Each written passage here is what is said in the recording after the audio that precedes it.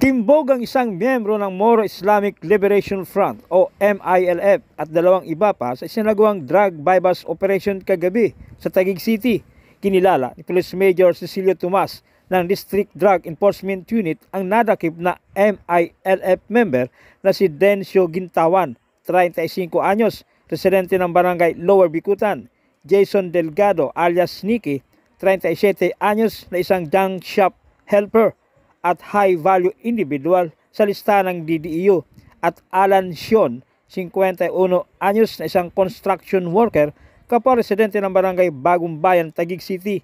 Nabatid na dakong alas 6 ng gabi nang arestuhin ang mga suspek sa Block 2, Lot 1, Aguan Street, barangay Bagong Bayan, Taguig City, na mga tauhan ng Drug District Enforcement Unit.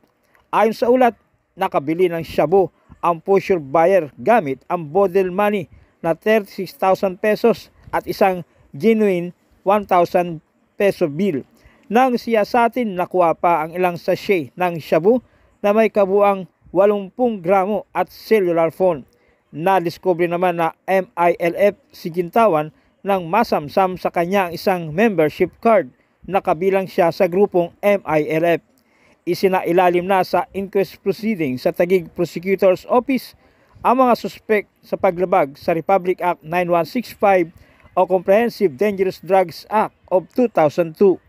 Ay aking binabasa ng inyong karapatan na alam niyo naman na kayo ay may nilabag na batas at kayo din ay maaaring kumuha ng inyong abogado na magtatanggol sa inyo.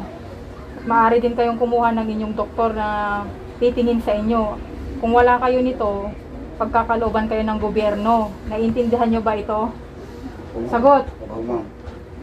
Isang lalaki na may standing warrant of arrest at kasabot nito ang inaresto ng mga otoridad matapos na mahulihan ng shabu sa isinagawang foot patrol ng Substation 8 kamakalawa ng gabi.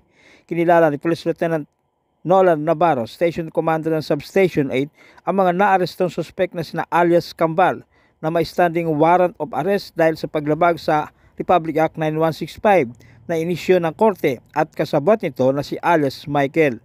Lumilitaw na dakong alas 6 ng gabi nang magsagawa ng pagpapatrolya sa South Daang Hari ang mga tauhan ng Substation 8 na nagresulta sa pagkakaaresto ng dalawang suspek. Nakuha sa kanilang pag-iingat ang dalawang plastic sachet ng hininalang shabu. Ito na umano ang ikalimang beses na pagkakahuli ni alias Kambal dahil sa paglabag sa RA 9165.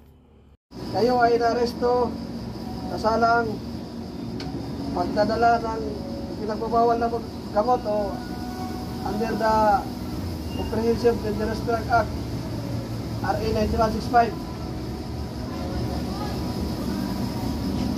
Kayo ay may karapatan ngayong manahimik o magsawalang gibo. Ano mang iyong sasabihin ay maaaring gamitin pabor laban sa inyo. Ano pang hukuman? Ikaw ay mayroon din karapatan kumuha ng abogado na iyong pinili. O kung wala man, kaya ito ay pagkakaloob ng pamahalaan. Naunawaan mo man yung karapatan? Opo, sir. Ikaw ba ay si Christian Nogit Kadingan alias Kambal? Sagot. Ikaw ay aming naaresto sa visa ng warrant of arrest, criminal case number 13497-D under the Comprehensive Dangerous Drug of 2002 RA 9165, inissued ni Judge Maribek Vitor, presiding judge, noong December 28, 2023.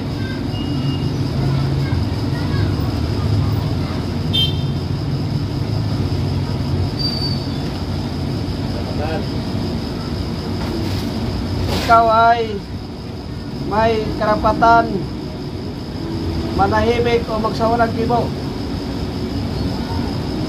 Ano mang iyong sasabihin ay maaaring gamitin pabor o laban sa iyo anumang hukuman.